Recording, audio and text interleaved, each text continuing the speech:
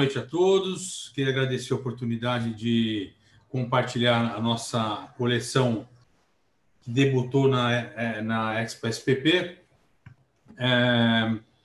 Inicialmente, um agradecimento especial ao Reinaldo e ao Friesen, que dedicaram bastante tempo a... A coleção está inscrita para o evento agora da Argentina, daqui a 10 dias, e já algumas mudanças serão ou estão sendo processadas, mas que não deu ainda para fazer nessa versão que está aqui devidamente copiada.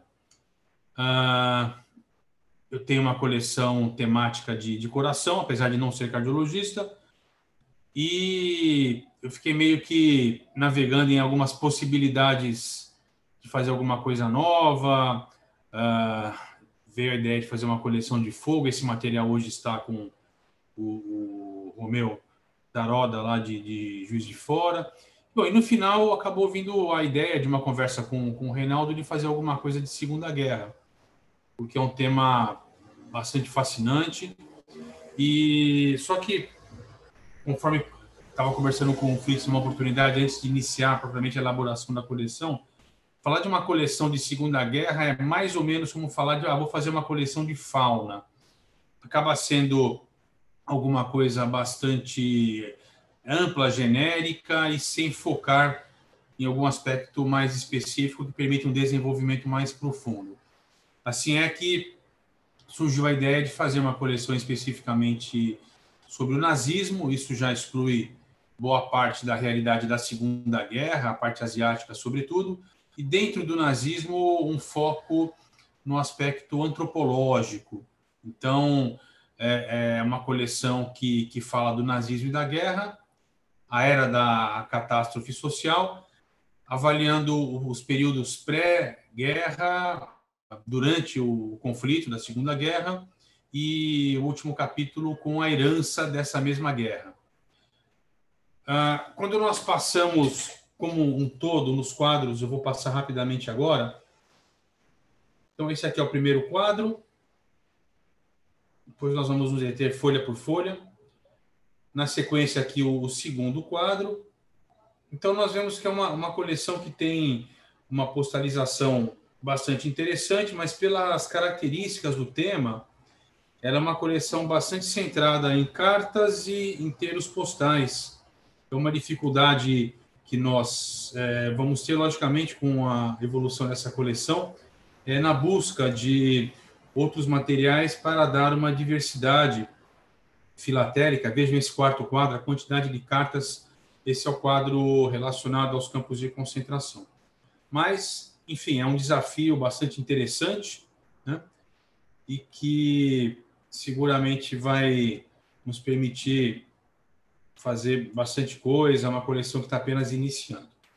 Bom, vamos conversar um pouquinho, então, folha a folha. Estão vendo esse novo arquivo aqui, com as folhas da coleção individualmente? Sim. Beleza. Bom, essa é a primeira folha. Então, o título é O Nazismo e a Guerra, a Era da Catástrofe Social. E o nosso plano, ele se divide em 4 capítulos. O primeiro capítulo e se reporta ao crescimento do nazifascismo na Europa. Capítulo 1. Então, 1.1, a paz que não foi possível, que não era possível. Na verdade, a Segunda Guerra Mundial começou com o fim da Primeira, ou até historicamente um pouco antes, desde a Guerra Franco-Prussiana. Mas, então, aqui nós vamos abordar os aspectos do período interguerras, que motivou o surgimento do nazifascismo na Europa e a eclosão da Segunda Guerra Mundial. Então, 1.2, o crescimento do bolchevismo na Rússia. 1.3, a fraqueza das democracias. E, no item 1.4, Hitler veio ao poder. Então, todos esses fatores históricos, culminando com a ascensão do Partido Nazista, social-democrata dos trabalhadores alemães. Capítulo 2, nós vamos abordar a antropologia da guerra, com as suas etapas, o 2.1. O 2.2, o esforço de guerra modificou o estilo de vida. 2.3, a Guerra Secreta, é uma parte que fala especificamente da espionagem. O 2.4, resistência e colaboracionismo. O capítulo 3, a vida em horror. 3.1, soldados e prisioneiros de guerra. 3.2, o Holocausto. No 3.3, abordando especificamente os campos de concentração, os campos de morte e também os campos de trabalho. E separadamente o 3.4, os guetos. E finalmente o capítulo 4, esse é o capítulo pós-guerra, a herança da guerra. 4.1, o fardo dos perdedores. 4.2, refugiados, os refugiados do pós-guerra. 4.3, a descolonização e a criação das Nações Unidas, da ONU. 4.4, a Guerra Fria. E 4.5, a memória da guerra, finalizando a coleção. Já nesta primeira folha, nós mostramos um field post com um desenho feito por um prisioneiro judeu, desenhando aqui um ovo de Páscoa, né, colorido, que é muito frequente nos países do leste europeu, e uma rosa, contrastando a doçura desse desenho com a situação de verdadeiro desespero de um habitante de Auschwitz, por exemplo. Começamos, então, com o capítulo 1, o crescimento do nazifascismo na Europa. 1.1, a paz que não era possível. Nós começamos abordando a Primeira Guerra Mundial. Em 2018 houve várias peças interessantes, como esse bloco da Sérvia abordando o centenário do armistício. E o estopim da guerra, na verdade, o assassinato de Francisco Ferdinando do Reino da Áustria-Hungria foi o estopim. O assassinato acontecido em junho de 1914, da Primeira Guerra Mundial. Aí o conflito, que terminou com uma derrota alemã. Na sequência, o Tratado de Versalhes, que acabou estabelecendo condições bastante desfavoráveis aos alemães naquele momento. Aqui, na verdade, nós oportunamente vamos substituir essa peça, apesar de ser um cartão que mostra aqui o Palácio de Versalhes. Nós temos um carimbo que é de interesse, que é um carimbo do dia de inauguração do tratado, do congresso que deu início, né, ao Tratado de Versalhes. Na sequência, a criação da Sociedade das Nações, ou a Liga das Nações, por meio de 2 envelopes da época. E, finalmente, a Grande Depressão, a partir da quebra da Bolsa de Nova York em 1929, com alguns comentários sobre o New Deal de Roosevelt. Portanto, uma série de fatores, desde a Primeira Guerra Mundial, o Tratado de Versalhes, a Sociedade de Nações e a Grande Depressão, que culminaram com uma crise econômica muito importante na Alemanha, que foi o embrião das condições que deram vez à ascensão do Partido Nazista. O item 1.2, o crescimento do bolchevismo na Rússia, também bastante relacionado com a derrota russa, as mortes russas na Primeira Guerra Mundial. Então, nós temos aqui um máximo postal do Karl Marx, é o único máximo postal da coleção, para dizer que a gente sabe o que é um máximo postal. Então, numa temática, por ser uma peça não circulada, geralmente um é suficiente para ser apresentado na temática. Na sequência, algumas peças do Lenin. Nós temos aqui uma artwork da Coreia do Norte, de 67. Faltou colocar o selo, se bem que o desenho do selo é bem semelhante a essa arte final.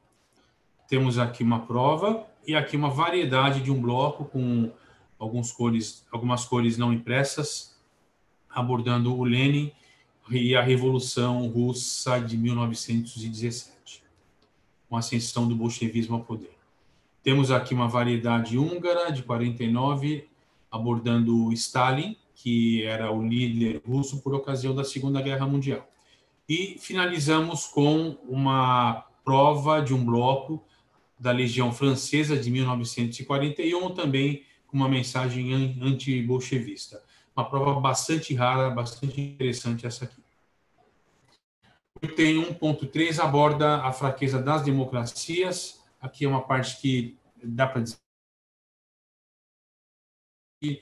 da Guerra Civil Espanhola, que se deu de 36 a 39. Temos esse Tambo e Monet, da Espanha, abordando a Guerra Civil. É uma peça considerada borderline, então nós apresentamos somente uma, também para dizer que nós sabemos o que é, uma peça em relação à qual não se deve abusar muito. Temos aqui uma prova bem interessante, uma variedade bastante rara, abordando Franco, e um bloco de Guernica, que foi bombardeada, também com auxílio dos alemães. Aqui embaixo nós temos uma carta censurada, uma censura militar, da 4ª Infantaria, que auxiliou o movimento de Franco dentro do contexto da Guerra Civil Espanhola. Esses 3 selos retratam, por outro lado, dentro do contexto de fraqueza das democracias, a situação bastante caótica na Itália, que acabou dando corpo ao surgimento do fascismo naquele país. Rogério, desculpa, mas ali só volta daquele envelope militar, não é infantaria. Isso aí é da Schnellboot, da Marinha Alemã sobre os barcos torpedeiros. Torpedo Boat, tem razão. Exatamente. Obrigado, Fritz. Bom, 1.4, Hitler veio ao poder. Então, nós começamos abordando aqui a inflação, a hiperinflação alemã, que se deu no período de 1921 a 23. Nós temos aqui a figura dos versos de ambos os envelopes. Aqui faltou completar um texto que já está sendo colocado na versão que vai para a Argentina agora. Na verdade, nós temos 2 cartas com um intervalo de postalização muito curto, de 3 de setembro, a primeira, 18 de setembro, a segunda, com uma diferença absurdamente grande de porte de uma para outra. A primeira, 45 mil marcos, a outra deu, acho que, 110 mil marcos, portanto, caracterizando filatelicamente o verdadeiro caos na economia alemã por conta da inflação desse período.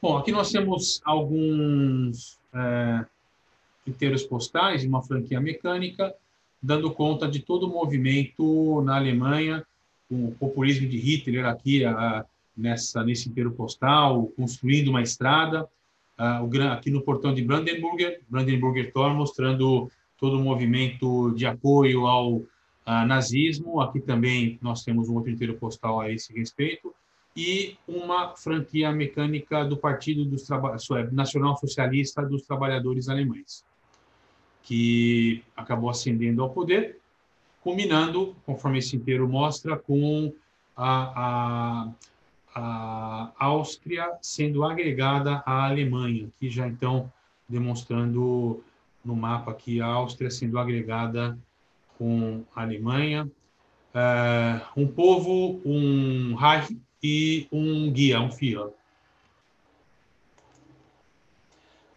Ainda nesse contexto de Hitler subiu ao poder, essa folha aborda as diversas minorias que foram perseguidas por ocasião do nazismo, dentro da filosofia nazista. Então, nós temos aqui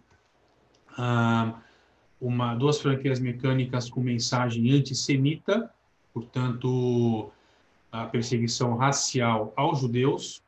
Na sequência, um Feldpost com uma mensagem de repúdio às testemunhas de Jeová.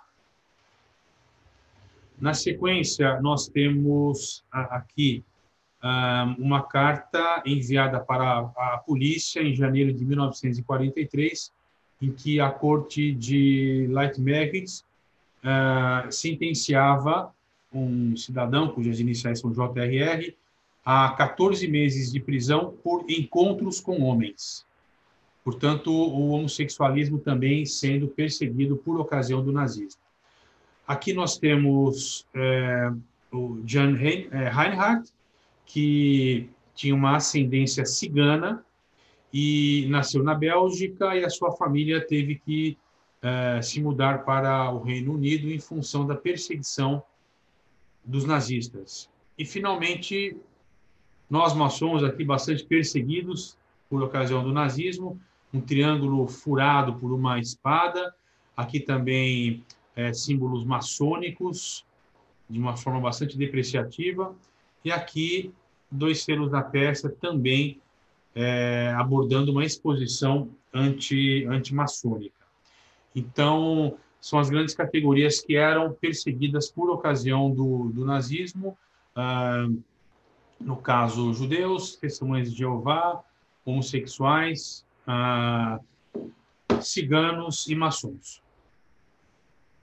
E, finalmente, nesse capítulo 1, de 1.4, de Hitler vindo ao poder, 2 símbolos bastante emblemáticos do ufanismo que foi utilizado pelos nazistas para assumir o poder. Então, nós temos aqui à direita um telegrama de 1936 acerca dos Jogos Olímpicos de Berlim, nos quais Hitler tinha a intenção de demonstrar a supremacia ariana. E à esquerda, uma carta recuperada do supostamente acidente, do dirigível Hindenburg, em New Jersey, no último voo do Zeppelin. Dias depois, Hitler suspendeu. No total, foram 372 cartas que foram recuperadas em 9 achados dos escombros do Zeppelin. Ele trazia, nesse seu último voo, dirigível, trazia 17 mil cartas, somente essas foram recuperadas, e somente 8 cartas, essa é uma delas, com uma etiqueta de registro relativa a essa peça. Ela foi recuperada logo no dia 6 de maio, imediatamente os Correios na agência de Nova York fecharam com esse plástico endurecido e colocaram esse selo fechando oficialmente esse material. Então, uma peça bastante interessante. Ela partiu de Stuttgart, passou por Frankfurt e foi de Hindenburg até New Jersey quando aconteceu o fatídico, supostamente, acidente. Chegamos, então, no capítulo... Rogério. 2. Sim. Aquele QR Code, o que seria aquilo? Então, eu tinha colocado porque o histórico desse envelope é um histórico muito longo. Resumindo, ficou desse tamanho. Eu vou ter que, na verdade, reduzir um pouquinho mais, mas o QR Code era com a finalidade de apresentar o histórico completo dessa carta. Legal. Isso pode ser feito numa coleção temática, então não há problema nenhum. É muito legal isso. Mas isso pega um espaço muito pequeno. É a única situação que eu faço isso na coleção inteira. Então, a finalidade foi essa. Não é um elemento propriamente postal, mas ela remete à história dessa carta. Por ser uma carta absolutamente rara, eu achei conveniente colocar, e nenhum dos 2 jurados, que por sinal se encontram aqui, fez algum comentário a respeito. Então, eu acredito que esteja ok. Mas então, legal, é um instrumento a mais para você não tomar muito espaço na coleção e mesmo assim ter uma profundidade, né, na apresentação do tema, né? Foi a intenção. Não sei se o Reinaldo Fritzen quer comentar alguma coisa. Não querem. Então tá bom. Então seguimos aqui. O capítulo 2 fala da antropologia da guerra. 2.1, então, as etapas da guerra. Essa folha começa com uma carta que é bastante emblemática em coleções de Segunda Guerra. Foi uma das poucas cartas recuperadas do acidente que aconteceu de um voo da Lufthansa de Hannover para Londres, no dia 31 de agosto de 1939, portanto, véspera da invasão nazista na Polônia. Então, são poucas cartas que existem, né? Por ter acontecido esse acidente na véspera da Segunda Guerra, acaba sendo uma carta bastante pragmática dentro de coleções de Segunda Guerra Mundial. Então, é uma carta que tipifica o início do conflito.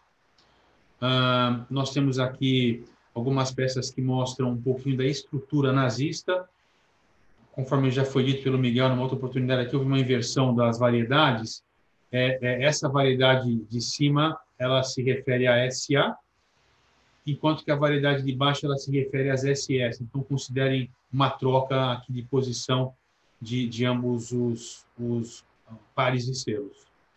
Nós temos aqui o inteiro postal abordando a juventude hitleriana, que é uma organização paramilitar que já surgiu em 22 e foi até o fim da guerra. Nós temos aqui um carimbo celebrando o aniversário de Hitler. Em Nuremberg, aqui o Partido Nazista fazia as suas convenções.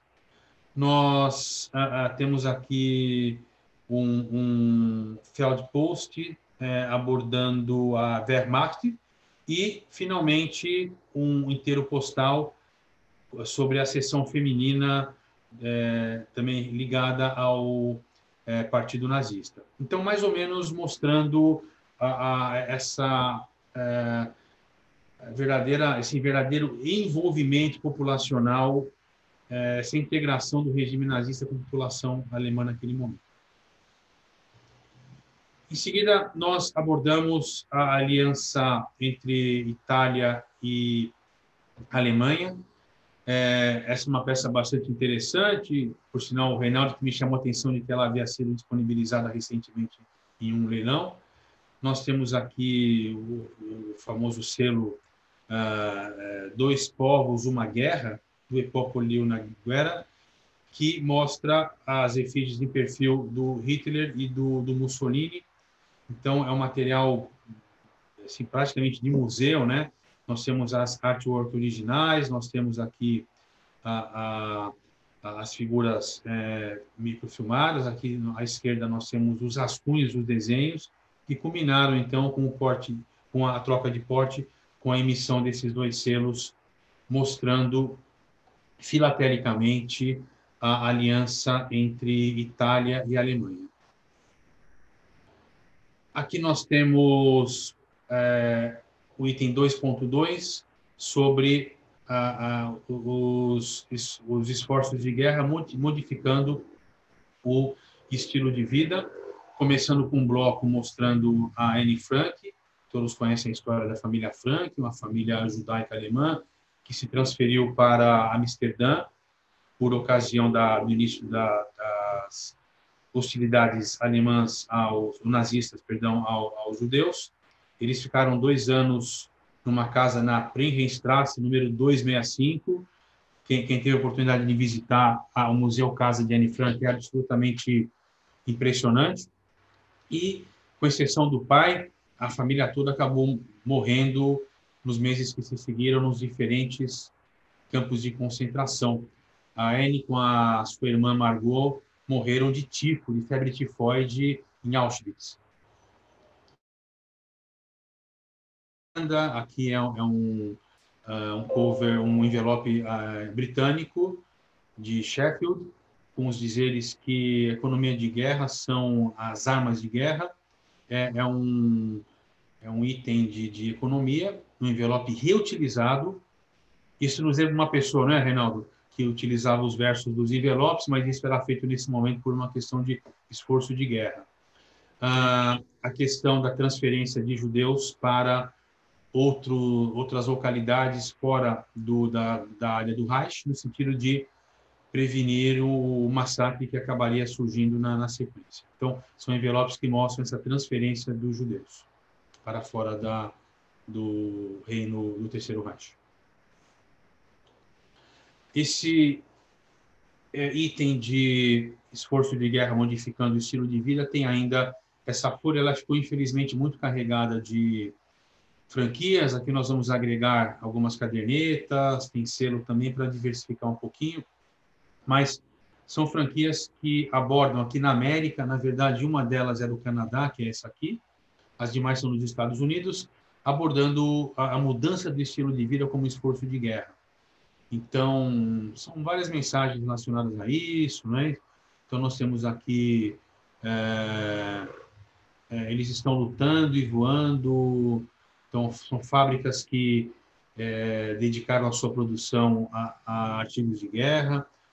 Nós temos, por exemplo, aqui um pedido para que se fizessem menos ligações telefônicas e mais curtas. Aqui os selos de economia, aqui nós temos soldados, enfim, aqui o óleo como munição.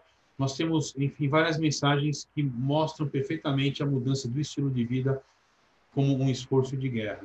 É mais ou menos o que nós estamos fazendo agora, né? Mudando nosso estilo de vida, interagindo à distância. E a nossa guerra, na verdade, é contra o Covid, mas é mais ou menos o mesmo princípio, né?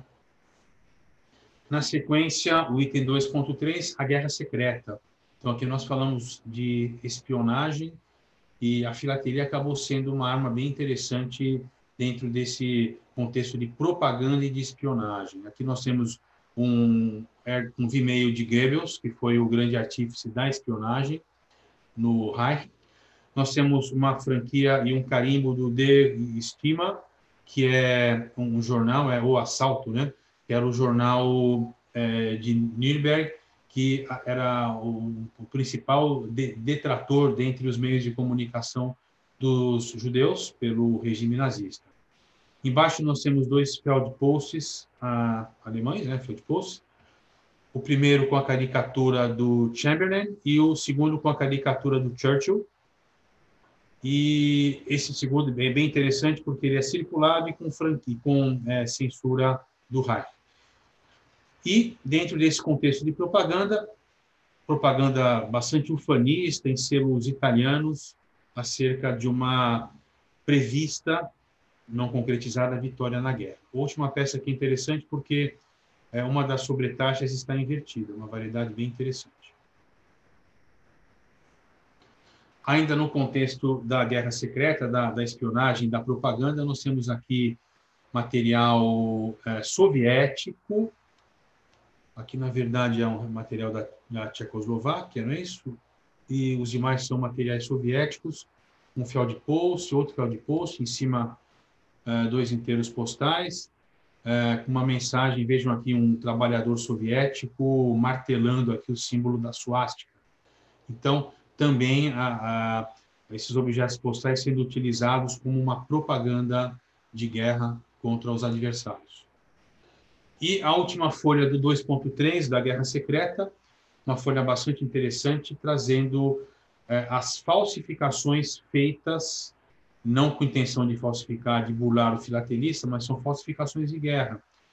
Então, aqui, por exemplo, não sei se vocês percebem, nós temos à esquerda um falso mantendo a figura inicial, e à direita um falso mostrando Hitler com cara de bravo, e o Mussolini com cara de medo.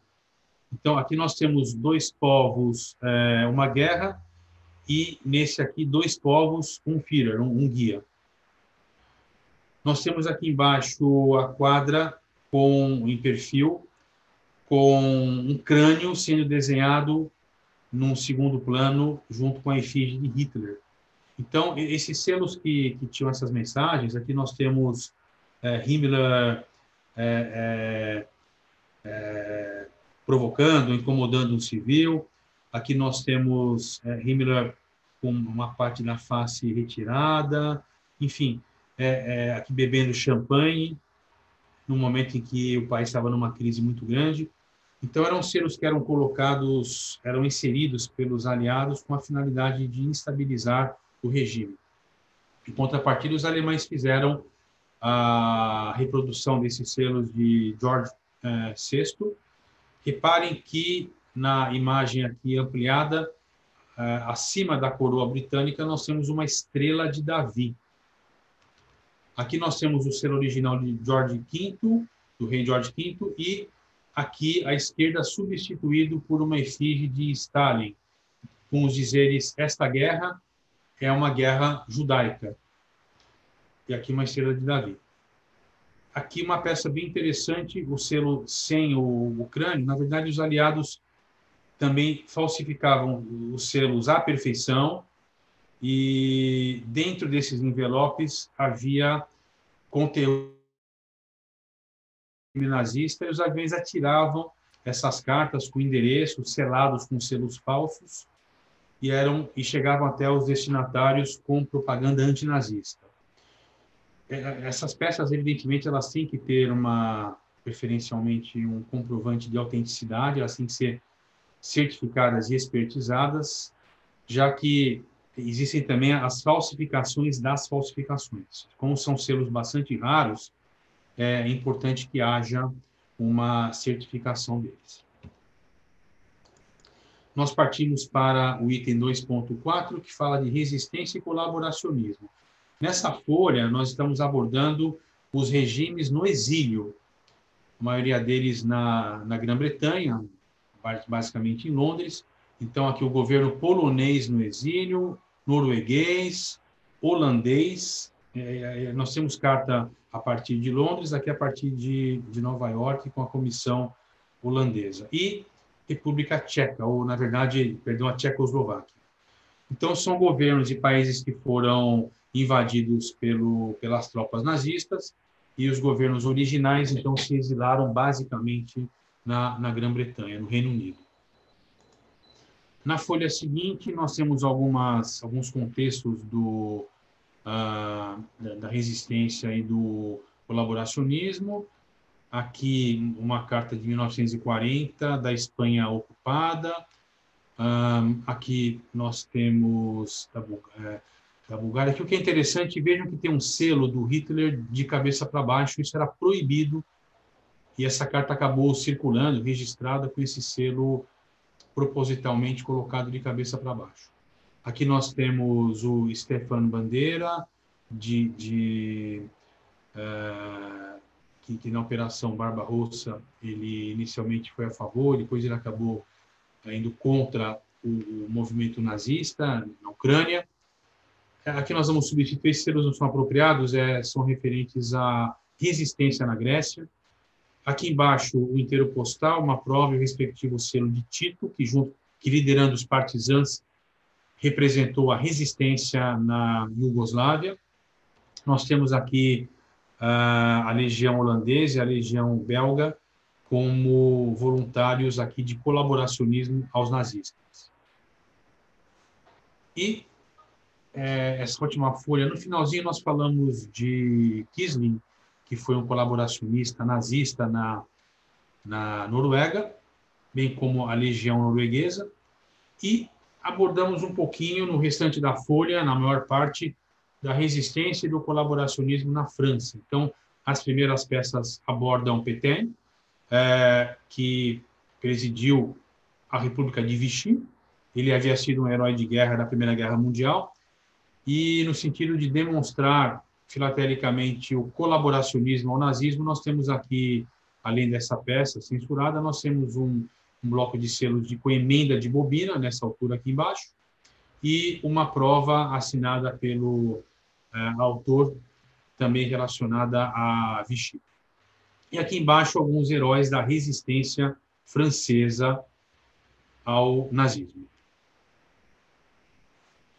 Bom, nós partimos agora para o capítulo 3, sobre a vida em horror, inicialmente abordando os prisioneiros de guerra. Essa é uma folha que já está modificada, nós não a fotografamos ainda, mas é uma folha que fala da correspondência de guerra com os aircrafts.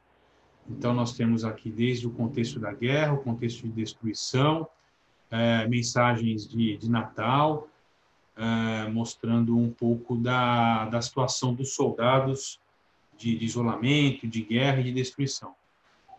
E aqui em cima nós temos um negativo do filme. Todos sabem que, para evitar carregar um volume muito grande, foram alguns bilhões de cartas que circularam dos campos de guerra para a Grã-Bretanha por meio dos aircraft, para os Estados Unidos por meio dos e-mails, com a finalidade de estabelecer uma correspondência dos soldados aliados com as suas famílias. Então, para evitar carregar um peso muito grande, vocês imaginem alguns bilhões de peças realmente, as cartas eram microfilmadas. Logicamente, o microfilme podia levar consigo, num espaço e um peso bem pequeno, algumas dezenas de cartas que, chegando no seu destino, eram microfilmadas pela Kodak, colocadas em envelopes e destinadas aos respectivos destinatários. Então, a nova montagem, nós colocamos um formulário original, já que aqui ficou muito carregado de peças, né, do mesmo tipo. Então, nós agregamos um formulário e uma caderneta britânica de propaganda aos aircrafts. Então, vai ficar uma folha um pouquinho mais equilibrada filatelicamente.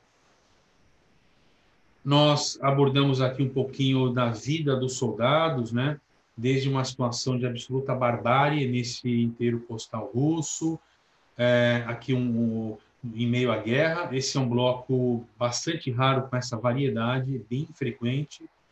Nós temos aqui dois field posts, esse aqui mostrando um pouquinho do intervalo entre as batalhas, aquilo que era possível fazer de diversão num contexto de guerra, e aqui o contexto da vitória ao final de alguma batalha específica.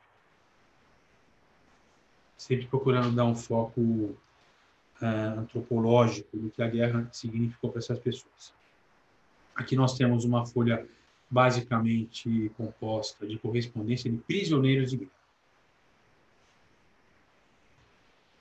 Dentro desse contexto ainda, aqui nós abordamos um pouquinho a morte, os ferimentos e a morte, nesse selo sofrimento e sacrifício dos soldados e suas famílias. Na sequência, uma carta enviada para uma família de soldados neozelandês, um soldado neozelandês, comunicando que ele foi morto e que estava enterrado numa cova, num cemitério no Reino Unido. Então, uma carta bastante tétrica, até diria. Nessa outra carta, nós estamos mostrando um field post que voltou. Então, ao remetente de volta, portanto, uma família que mudou de endereço e o remetente, que era um soldado, nem tinha conhecimento disso. E aqui embaixo, para mostrar um pouquinho da grande distância que, muitas vezes, os soldados estavam de seus lares. Aqui, o Afrika Korps dos alemães, são peças bem interessantes essas, mas basicamente para mostrar a distância entre o campo de batalha e o lar dos soldados. O item 3.2 introduz alguns conceitos do Holocausto. Então, esse é um famoso inteiro postal que mostra o mal judeu. Aqui, duas cartas com carimbos detratando também os judeus, Judenhaus e Nichterhaus, e dois carimbos de Heil Hitler.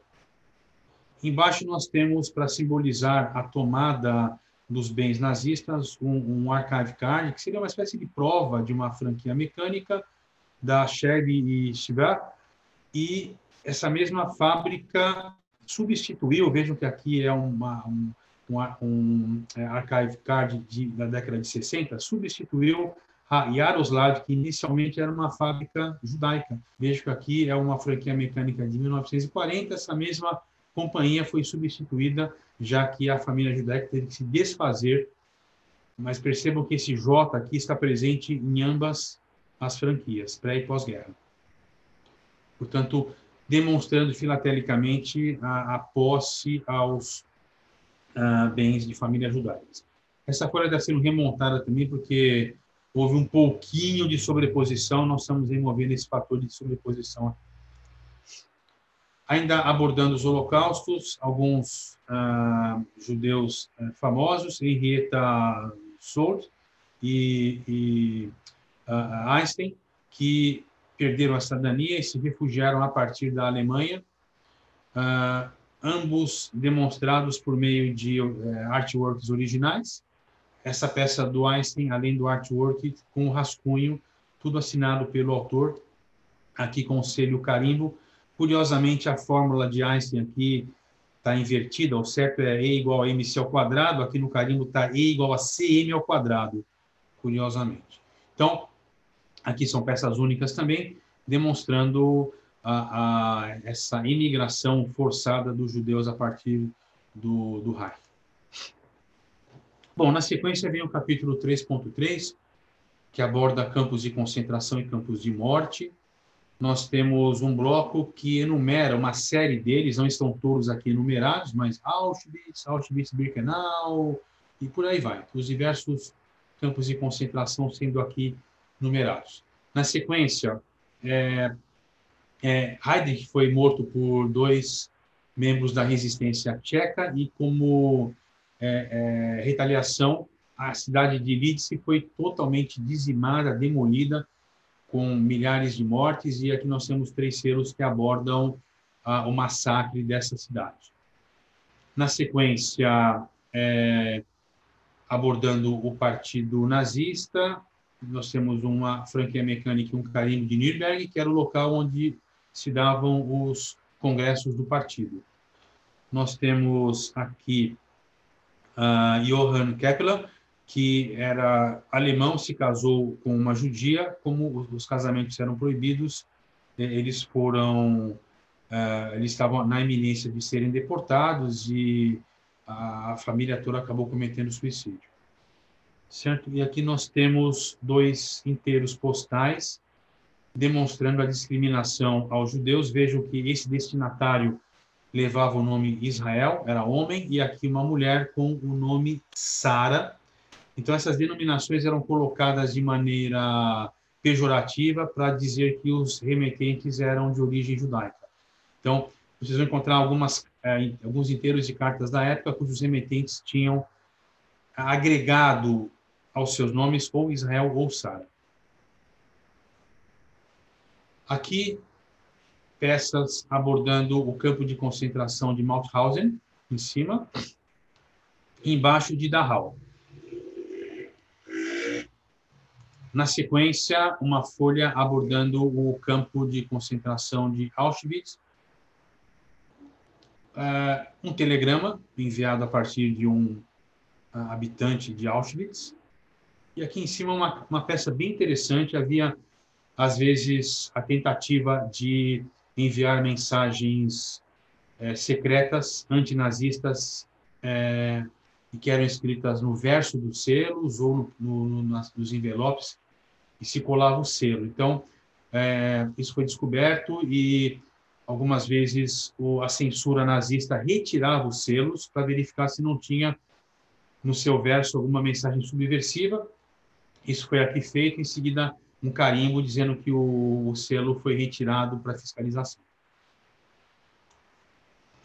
Aqui nós temos uma peça muito interessante, uma peça extremamente rara, que é um inteiro postal circulado do campo de concentração de Sobibor, na República Tcheca, perto de Przemysłow,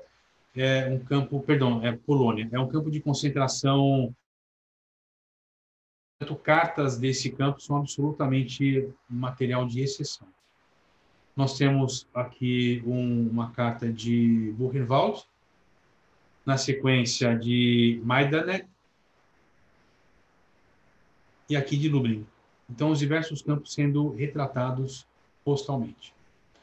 Aqui, na verdade, é um parcel, uma carta, ou, aliás, uma etiqueta devidamente selada para transporte de, geralmente, comida, roupa e outros bens que faltavam naqueles campos de concentração.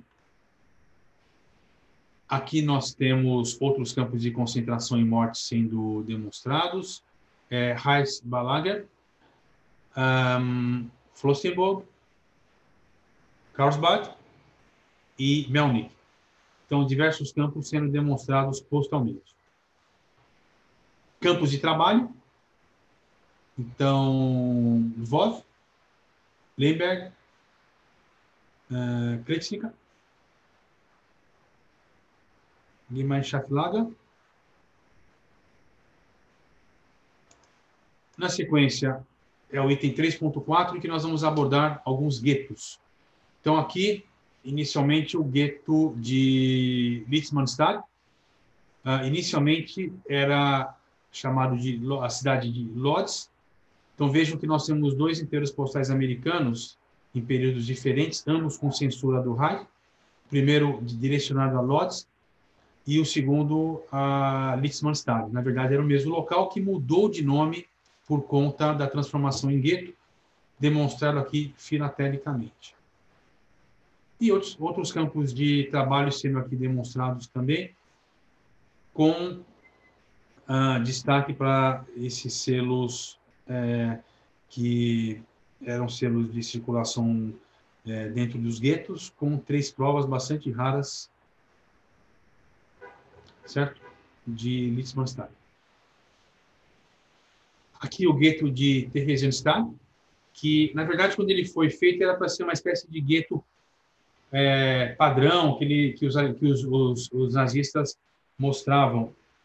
Eles mostravam para o mundo como uma espécie de propaganda favorável de que as condições de vida nesses diversos guetos eram condições favoráveis. Então, eles fizeram uma espécie de cidade com toda uma infraestrutura e, na verdade, era uma espécie de situação, obviamente, visando mostrar uma falsa imagem do que eram efetivamente os guetos naquele momento. Então, aqui nós temos o selo que era emitido naquela ocasião, que é um selo também bastante infrequente, e aqui uma prova, inclusive, e aqui nós temos um telegrama que circulou naquele momento. E aqui o gueto de Varsóvia, com o inteiro postal, o envelope e um selo com a arte original e com a original artwork, o rascunho e a original artwork, e o selo que foi então lançado. Eu também aqui peças únicas. E finalmente, nesse item 3.4, nós temos os parcels, né, que são esses cartões que permitiam o porte de suprimentos para os guetos, principalmente eram alimentos e roupas, já que havia uma carência desses artigos nesses locais. Então, aqui nós temos, a partir da Holanda, que são esses dois aqui da nossa direita, a partir da Finlândia e aqui da Alemanha para a Alemanha.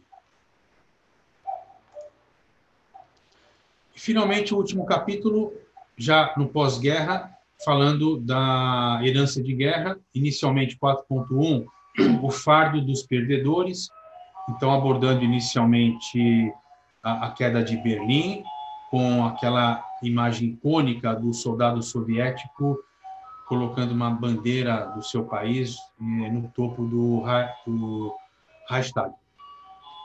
Nós temos aqui uma prova brasileira, tipificando a vitória, e, na sequência, 2 selos emitidos austríacos bastante raros, e selos de Hitler do pós-guerra imediato da Áustria, que tinham a figura do Führer totalmente ocluída, já que se estava num período pós-nazismo e pós-derrota dos nazistas.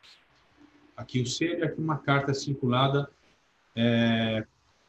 até pelas condições do pós-guerra desses países, não havia como talvez imprimir um selo, então eles usavam selos que já existiam, porém ocluindo a imagem do ditador.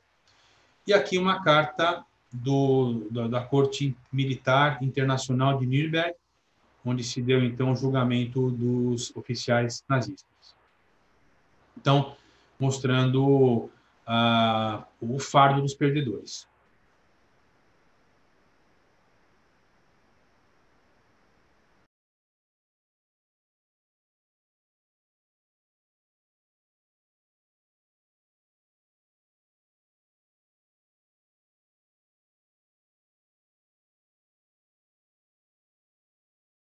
Então, vejam aqui 2 peças interessantes, 2 variedades do Gandhi, já que a descolonização da Índia acabou sendo bastante pragmática. E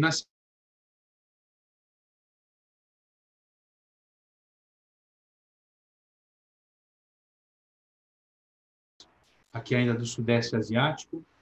Então, nós tivemos todo esse contexto de descolonização pós-Segunda Guerra Mundial. A criação do Estado de Israel, embaixo com uma correspondência para campos palestinos bem no finzinho da guerra, já mostrando que essa região da então Palestina acabava sendo ocupada aos poucos por judeus que para lá se transferiram por ocasião da guerra. A criação das Nações Unidas, logo após a guerra, e, já dando uma introdução ao contexto de Guerra Fria, a criação da OTAN, Organização do Tratado do Atlântico Norte, e do Pacto de Varsóvia. Na sequência, nós vamos abordar especificamente a Guerra Fria mostrando um pouco da Revolução Chinesa, com a artwork original com Mao e com o líder vietnamita, portanto, com uma forte tendência socialista na Ásia, que culminou com a Guerra das Coreias, na sequência, a Guerra do Vietnã, e, finalmente, dentro desse contexto de Guerra Fria, a Revolução Cubana. Aqui também com mais uma artwork original. Ainda no contexto de Guerra Fria, nós tivemos a conquista do espaço, aqui abordada por meio da Apollo. Nós temos uma outra original artwork de Dominica, com o respectivo selo, e alguns outros selos da série. E a Soyuz, para representar a corrida soviética. Aqui é uma prova tchecoslovaca. Essas provas são bem frequentes, geralmente são de 4 a 8 exemplares, com o respectivo selo e aqui os demais selos da série. Portanto, a corrida espacial, como fruto da Guerra Fria, sendo filatelicamente apresentada aqui. E, finalmente, a última folha, a memória da guerra, em que nós estamos abordando 3 aspectos aqui. À nossa esquerda, a figura também bastante icônica de Janusz Korczak, que foi um professor que viveu no gueto de Varsóvia. Ele teve a oportunidade de evadir-se, porém, ele persistiu, ele tinha uma atividade didática e acabou morrendo junto com as crianças por ocasião do massacre após a resistência ao gueto.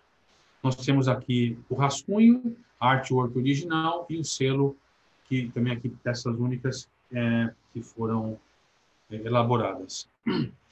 Na sequência, a quebra dos grilhões do totalitarismo por meio da quebra aqui da suástica, né? E embaixo um bloco com 2 selos, mostrando a reconstrução, no caso da Europa. Aqui é uma peça húngara mostrando o Danúbio, né? O lado de cá o Buda, do lado de lá Peste. Aliás, ao contrário, Buda em cima, Peste embaixo, mostrando a destruição em um tom cinza por ocasião da guerra, em 45, e 25 anos depois, a cidade, a belíssima Budapeste, totalmente reconstruída, simbolizando filatelicamente a reconstrução da Europa após o armistício. Com isso, eu encerro e agradeço a todos pela atenção.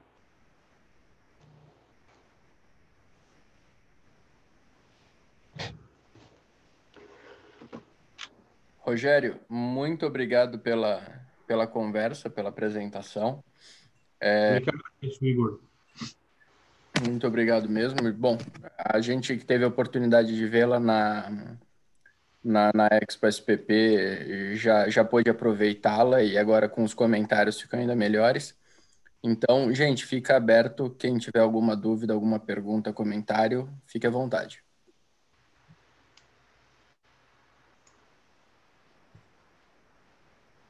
Ô, Rogério, aqui é Sérgio.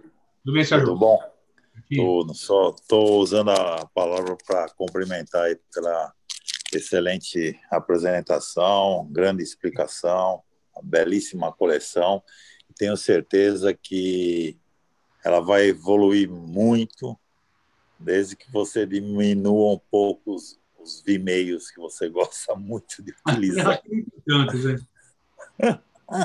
Tá bom, então. Um abraço. Muito obrigado, Sérgio. Danke. Danke. Vai lá, Macedo. Não. Estou só acompanhando aqui à distância, só aprendendo. Ensinou muito. Somos Esse parceiros. É o cara. Esse é o cara.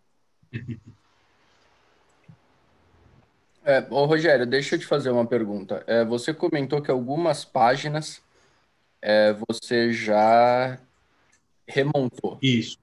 Você já está pensando numa remontagem de toda a coleção ou apenas algumas páginas específicas para uma próxima exposição? Apenas algumas páginas específicas.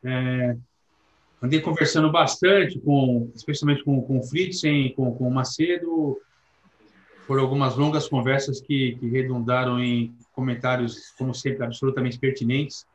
Dentro do meu escasso tempo, algumas coisas eu já consegui modificar.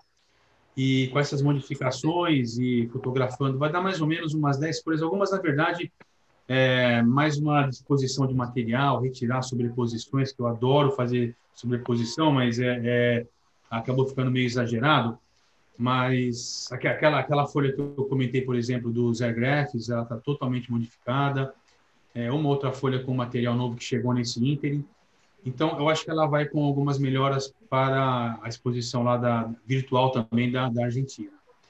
E bastante contente com o comentário que o Reinaldo fez ontem acerca da... Aliás, graças muito aí à ação do Reinaldo junto ao board da FIP, né? Que as coleções com premiação e pontuação estariam qualificadas. Então, essa é uma coleção que já pode se submeter a ano que vem a exposições FIP. Eu acredito que o comissário da Fila Nippon vai exposição em agosto do ano que vem. Então, tenho minhas dúvidas. Não sei, vamos ver, depende do comissário, né? Mas aí... Eu também acho. Aí, não é confiável, não. Esse comissário é um perigo. Mas aí a ideia é, logicamente, que ela vá com 5 quadros, tem que ir com 5 quadros, e melhorando esses aspectos que foram citados, aí ver o que acontece. Mas é um tema que é absolutamente fascinante, é um tema pelo qual sou apaixonado, e poder juntar essa paixão histórica pela paixão filatélica é uma coisa realmente bem interessante. Bacana, obrigado. Obrigado a você.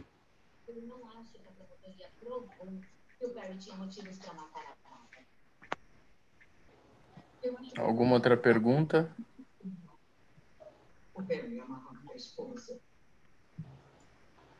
Miguel, hoje você não vai falar nada? Tá no mudo. Não, eu havia comentado já na apresentação lá do CTC e tal, o doutor inclusive comentou que tem várias peças aí que todas elas são certificadas, então isso já deixa a coleção mais coisa, porque tem peças, aquelas de Theresienstadt mesmo, existem muitas falsificações, né? Então, tendo tudo certificado dá mais valor ainda à coleção. Igor. Oi, Sérgio. Se me permite, eu vou entrar com um tema totalmente diferente. Eu só queria informar que no dia 23, sexta-feira agora, o Clube de Santos irá fazer uma Sampex reduzida em homenagem à 25ª Sampex, em homenagem aos 80 anos de Pelé. Teremos 2 selos personalizados e 2 carimbos comemorativos também. Então, será no Salão de Conquistas, lá na Vila Belmiro. De Conquistas. Então, vai ser uma exposição. Oi. Sérgio, é presencial? Pode ir lá sem problema? Não, infelizmente não. Vai ser uma plateia muito reduzida, né, em função do Covid e da situação que nós estamos passando lá na cidade de Santos, né? Com isso, então ficou reduzido alguns jogadores, a diretoria do Santos e a diretoria do próprio clube, infelizmente. O Edinho também. O Edinho cai. O Pelé estamos tendo difícil. Infelizmente, era uma coisa que a gente esperava muito bacana, que poderia ocorrer e vai ficar bem reduzida. Mas a sua peça está garantida, meu chapa, tá? Opa! Miguel, se fosse na sala de troféus do Corinthians, teria um espaço muito maior. Mas com certeza. Estava tudo vazio. Não tem troféu. Estava vazia, pô. Vazio. Ô, doutor, você foi mal agora, hein? Agora me dei mal. Tira o seu prato. O Reinaldo falou que a sala da Ponte Preta é mais vazia, né, Reinaldo? Não tem nada, só tem a placa sala de troféus. Igor, desculpa mudar um pouco o tema, tá? Oi. Desculpa mudar o tema. Deixa eu aproveitar e agradecer. Não, foi ótima a sua intervenção. Parabéns. Deixa eu aproveitar, agradecer a presença da minha companheira de Rotary, Alzira, que veio prestigiar. A Alzira é uma grande amiga nossa aí, e que, graças a ela, é diretora do Clube 15, nós fizemos o evento do ano passado.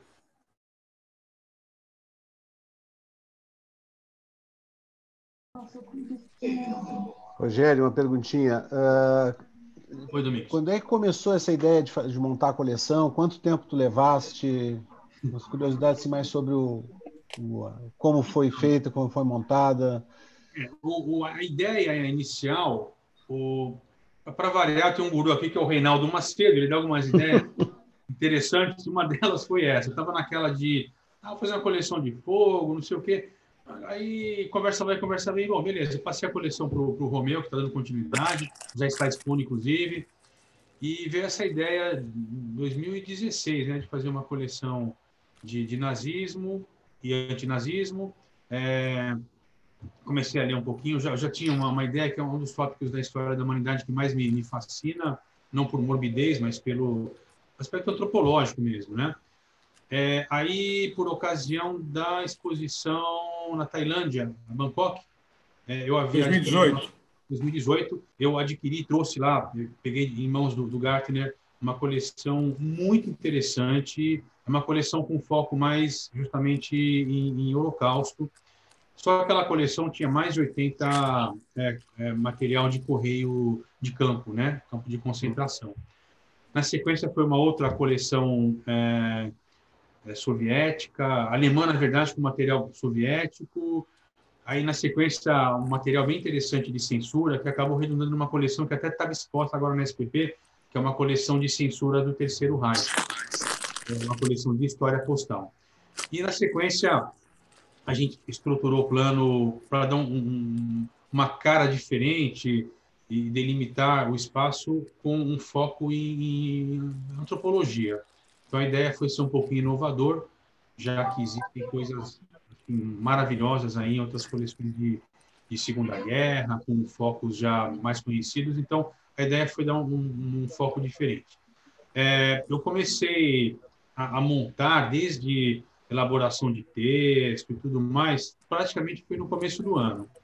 Eu tenho uma vida bem corrida e, na verdade, a pandemia não me refrescou muito, mas eu acabei me dedicando aí nos últimos 3 meses, aproximadamente, a fazer a montagem. Algumas folhas eu teria modificado antes da SPP, mas a correria não permitiu realmente. Beleza. Parabéns pelo trabalho. Obrigado. Boa noite. Rogério, boa noite. Uma pergunta. Boa noite. Não sei como é. O Peter, depois o Anit, por favor. Depois eu acho o Glauber também.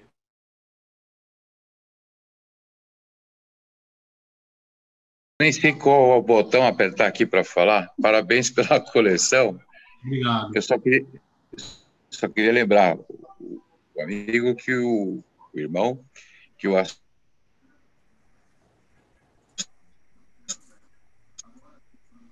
Não estamos ouvindo. Não estamos ouvindo. É bastante delicado, não é? Os lados. Um deles que é muito importante. Não? Não deu para ouvir. Parece que não, né? Não. Não? Agora parece. Então, falha aí. Sim. Agora sim, Peter. Tenta agora. Agora tá ouvindo? Agora sim. Sim. Tá. Parabéns, né, pela Não. exposição. Travou de novo, Peter. E porque o que aconteceu, o que sempre acontece quando o plano é ter uma ditadura, o dirigente entra na maçonaria e depois fechá-la. Foi assim com Dom Pedro I, foi assim com Lenin e foi assim com Hitler. Ele foi iniciado numa loja, sinal conhecido por nós, né? Então é importante isso. Quando você quer estabelecer um regime totalitário, Você precisa acabar com seus inimigos. E um deles é a ordem. Isso é importante lembrar. Outra coisa que é importante lembrar é que o povo alemão não tinha conhecimento do Holocausto. Tá? Correndo. Isso era assim. Então,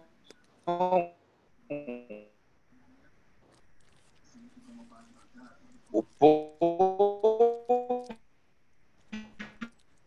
inteiro foi julgado pela atitude de cientistas que moram lá. Ou seja, eu também sou responsável pelas... Também não. Então, uma coisa... Né? Então, se você assistir um filme chamado de Brücke, a ponte, um filme alemão, você sentir que uma coisa é a direção do povo. O povo, muitas vezes, regime não faz nada. É normal isso, né? Então, porque não dá para fazer. Então, meu primo, por exemplo, disse, por que meu pai não matou? Sabe? Eu não... É igual, é parecido.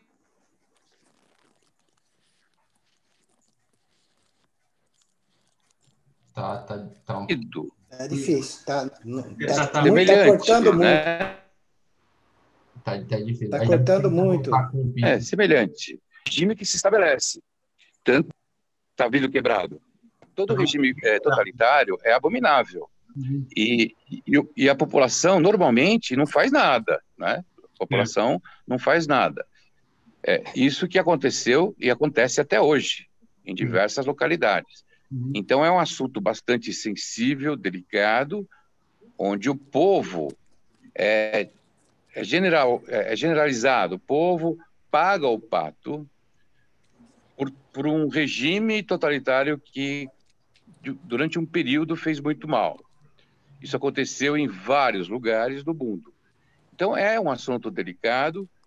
E quando a gente fala de conflito, eu gostaria de ver também o outro lado. Porque existe o outro lado, né? Quando a gente fala Guerra do Paraguai, tem o Brasil, tem a Argentina, tem o Uruguai, e o Reinaldo Macedo sabe disso, que está fazendo a Revolução de 32, observando todos os lados e olhando de uma maneira distante. Então, um olhar mais distante é interessante, no meu ponto de vista, porque a gente já faz muito tempo que passou por isso aí, por esse terror, né? Então é isso, mas parabéns, é um assunto delicado e muito interessante. Parabéns. Geralmente quem conta a história é quem ganhou a guerra, né? Esse é um aspecto. Mas você pode reparar que em nenhum momento na minha fala, eu falei quase uma hora, eu falei os alemães, eu falei os nazistas. Eu tomei isso cuidado. Eu sei. É verdade. E muitos deles viraram nazistas sem querer ser, né? Porque você era obrigado a pertencer à juventude nazista. Eu tenho isso da minha família. Minha mãe pertenceu à juventude nazista porque quando a guerra começou, ela tinha 12 anos. Ela não tinha discernimento do que era certo ou errado e ela abrigou em casa uma amiga dela de origem judia. Minha avó falou, você não pode mantê-la aqui. Então, a menina que roubava livros é bem a história do que foi a minha mãe. Eles não sabiam disso. Né? Então, uma coisa é o povo todo e outra coisa é o regime e o grupo. Então, a maioria das pessoas não sabia da existência disso tudo. Né? Eu tenho, por exemplo, o Feldpost de um único cara, foi preso em vários lugares, são 300 cartas de Feldpost, ele mesmo esteve lá e não sabia. Ele ficou sabendo quando passou um caminhão com corpos. Ele foi atrás e perguntou o que era. Isso já no fim da guerra, em 44, já no fim.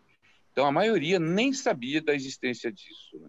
Né? Não tinha conhecimento. E era massa de manobra, como em todo regime totalitário vira massa de manobra. Né? Tanto faz direita, esquerda. Eu acho importante isso. Né? Os regimes de extremos são muito ruins, sempre. Tudo que é o caminho do meio é o caminho de ouro. E eu reparei que você não falou do povo alemão. Mas, como descendente de alemão, eu já senti discriminação em vários lugares. Eles falam de discriminação, tal, mas eles esquecem essa não interessa, essa não vem ao caso, né? Mas acontece também, né? Isso eu acho importante registrar. Mas está de parabéns. Um abraço. Obrigado. Obrigado. Inter, você assistiu o filme O Zoológico de Varsóvia? Não, ainda não. Então, aconselho você a assistir, a mesma coisa o Rogério. É justamente a visão Polônia 1939 com a invasão dos nazistas. É muito interessante esse filme, muito bem focado e mostra exatamente isso que você falou. Muitas pessoas não faziam a menor ideia do que estava acontecendo. Eu vou assistir. Eu vou assistir. Doutora Muito bom. Boa noite, Rogério. Primeiro, parabéns pela coleção, pela apresentação. Muito obrigado, Anish. Quando eu falo que filatelia, eu tenho razão. Porque eu acho que todo mundo hoje aprendeu um monte de coisas baseado na sua coleção. Eu só queria citar uma coisa. Quando você chega lá na Primeira Guerra Mundial, logo no começo da coleção, você fala quando foi criada a Liga das Nações. Você apresentou 2 envelopes da Liga das Nações. Agora eu queria saber, não são envelopes feitos pelo correio, são envelopes comerciais da Liga das Nações. Um deles tinha, inclusive, isenção de porte e o outro não. O que eu pergunto, o envelope em si, tá? Qual é o valor filatélico deles? Eu pus mais como sendo uma carta da Liga das Nações, nesse sentido. Existem alguns selos específicos sobre a Liga das Nações, da Suíça. Existem selos suíços com a sobrecarga Liga das Nações. Mas é o da sua coleção. O selo verde, são 2 cartas. Uma não tem porte, simplesmente com isenção, em função de ser Liga das Nações. O outro selo verde tem a sobrecarga Liga das Nações. É um selo suíço. Exatamente. Eu pergunto o envelope. Desculpa, o datador não é de lá da agência postal da Liga das Nações? Que eu tenho um na minha coleção que é assim. Sim, James. Exatamente. Então, o valor realmente está no carimbo e no destinatário ou no remetente, é isso? Remetente, exatamente. Então, o fato de ser um envelope comercial da Liga das Nações, como se fosse, por exemplo, um envelope do hotel, qualquer coisa lá do Rio de Janeiro, isso não viria o caso. Viria o caso realmente o porte, o selo, o carimbo, é isso? Exatamente. Tá, exatamente. É isso que eu queria saber. Obrigado, Rogério. Parabéns de novo. Muitíssimo obrigado. Realmente valeu a pena para tudo que eu estava fazendo para aprender um pouquinho. A Segunda Guerra realmente é um assunto apaixonante. Ele é inesgotável, nem que a humanidade dure 10 mil anos, eu acho que ainda vamos estar descobrindo coisas. Exatamente. Tá, obrigado. Um abração, então. Glauber. Oi, boa noite novamente. Doutor Rogério, parabéns pela apresentação. Obrigado. Em relação a uma carta, lá falando sobre os campos de concentrações, que foi retirado um carimbo em alemão, não sei muito bem. Não só para o senhor, mas para outros também.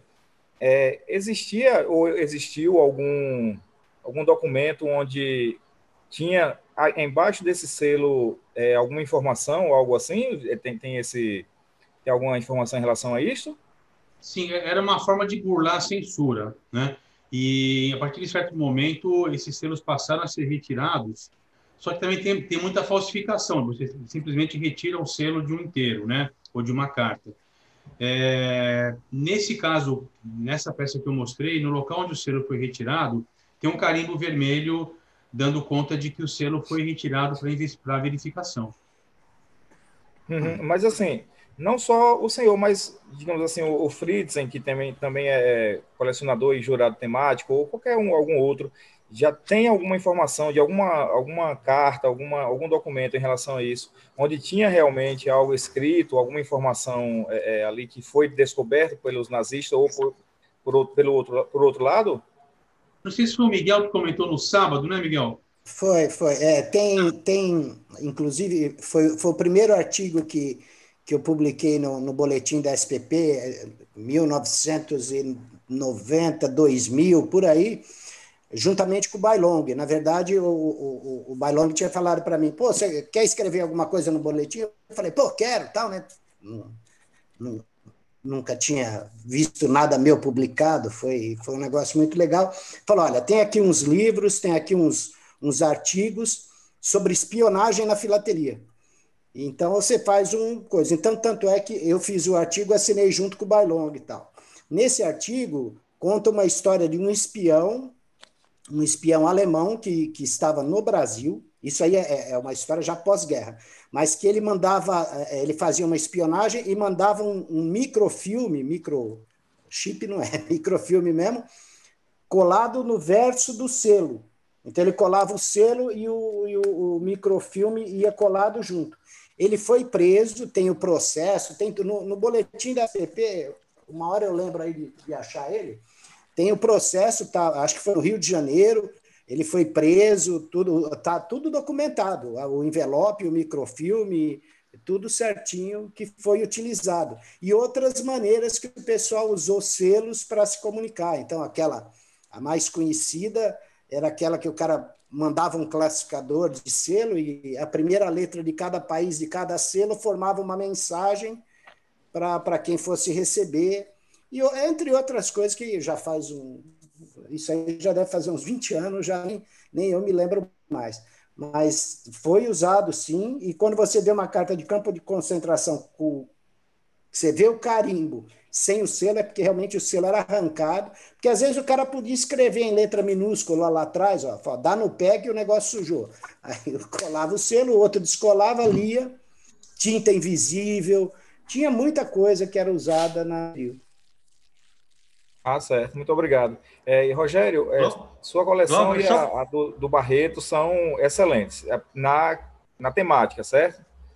Parabéns e sucesso. Obrigado. Tem uma coleção da Guerra do Chaco, foi um pouquinho antes da Segunda Guerra Mundial, aqui entre Bolívia e Paraguai, e tem várias correspondências de prisioneiros com a tinta simpática, ou seja, eles escreviam com limão e depois, quando passava o vinagre, a tinta aparecia. Então, há várias cartas com essa escrita clandestina de prisioneiro de guerra. Uhum. Isso faz parte da Guerra do Chaco. Valeu, muito obrigado. Obrigado. Senhores e senhoras, mais algum comentário, algum ponto? Bom, Rogério, tem umas peças ali na tua coleção, que principalmente aquelas da União Soviética, que talvez você vai precisar também remanejar a folha, depois a gente conversa sobre essas peças. Tá todo mundo de olho na sobra. Sobrou... Não é sobra não, porque a coisa tá bonita ali, mas como a gente, né, faz o bem... vamos criticar. Não, tem que tirar isso aí não tá legal não, pode tirar... Nossa, depender do Miguel e do Igor, vai ficar colecionada. De forma alguma. Queremos o teu bem e o da coleção. E o nosso também. Mas se é para ter o nosso junto, por que não? Mais alguma pergunta, senhores? Não? Então, Rogério, muitíssimo obrigado. Muito obrigado pelo bate-papo, pela boa conversa. Muito obrigado. Muito legal, Parabéns, doutor. Obrigado pelos comentários todos. Parabéns pela coleção. Parabéns, Rogério. Sucesso, como já foi aqui dito, ela vai crescer bastante, com certeza ela vai conseguir chegar onde você quer, ou talvez até vai passar as suas aspirações. Obrigado. Xavier? Parabéns, Rogério. Obrigado, Mário. Muito obrigado. Everton, Vitinho, Natan, Bruno, todos eles te saúdam e parabenizam pela coleção. Traga prazer. Tão bem até agora. Se controla aí, por favor. Estava tudo indo tão bem. Até o Thor e o Tuxê ficaram quietinhos. O Tico e Teco estão trancados. Ah, você trancou ele. Amordaçou os bichinhos. Eu quero ver a hora que você for destrancar ele, a lembrança que eles te deixaram. Não, mas você sabe a diferença do... Bom, eu ia falar uma besteira, deixa quieto. Eu não vou algina para os cachorros, coitados, estão dormindo. Não estão não, viu? Bom, foi uma sedação que ele deu. Umas gotinhas. Mas é o seguinte, você comparar a reação da esposa com o seu cachorro. Você tranca cada um num porta-malas de carro por 2 horas. Aí você abre e vê qual é a reação da sua esposa e qual é a reação do seu cachorro. Por isso que você tem inversamente proporcionais. Boa. Bom, gente, já fica aqui o convite para a próxima segunda-feira. Fritzen vai passar para a gente uma conversa, uma palestra bacana sobre a primeira viagem do Graf Zeppelin ao Brasil. Conversar um pouquinho sobre essa história aí. Obrigado a todos. Peraí, quem ficou candidato para o dia 2, hein? Eu vi todo mundo levantando o braço. Quem se selecionou aí, Igor? Então, temos o Anit para falar de cemitérios, ainda a ser definido. O Cláudio já se propôs para uma palestrinha de 15, 20 minutos, então, se a gente conseguir mais 2, 3 nesse formato, já dá para a gente encaixar um show and tell aqui. Estou aguardando o Sérgio Mastro Rosa também se propor aí para fazer uma palestra, assim, sem pressão, viu, Sérgio? Mas estamos aí. Já percebi. Então, podendo, a gente vai montando. Mas, por enquanto, ninguém firmou dia 2, não. A não ser que o Anit fale que ele realmente vai fazer, mas... Cadê o Anit? Ah, tá ali. Igor, a minha coleção está com você, na tua casa, hein? Eu tenho que pegar ela domingo. É verdade. O problema é que de domingo para segunda você não vai conseguir montar não, é na outra segunda. É na outra ainda, né? Então dá tempo. Vamos convidar o pessoal aí, ó. Domingos, pode fazer palestra. Estou com um pouquinho mais de peça para ajeitar nela, viu? Tem um monte de túmulo aqui. Agora, daqui a pouco o Ginaldo vai poder dar uma palestra para a gente também. O Ginaldo já está mais tecnológico. O James, que está ali em cima, também está quietinho ali, mas eu achei ele ali. Também pode fazer. Todo mundo, gente, todo mundo aí, vamos fazer. Senão depois o Igor manda eu fazer, aí ninguém aparece. Então é melhor vocês fazerem. Igor, você depois decide e me avisa. Você falar que vão fazer, eu pego já. Bom, eu vou ter que domingo dar uma passadinha lá. Não, você pega então, dia 2 fica com você. A gente fala de nada. Daí eu monto um PowerPoint nela. Fechou. O Sérgio levantou a mão, ele também quer fazer. O Sérgio Mastro Rosa. Beleza, depois a gente combina isso. Opa, legal. Então tá bom, gente. Muito obrigado. Um abraço. Boa noite. Obrigado. Parabéns, Rogério. Muito bom. Muito obrigado. Valeu, boa noite. Parabéns, Rogério. Boa noite. Saúde a todos aí. Saúde. Tchau. Se vê.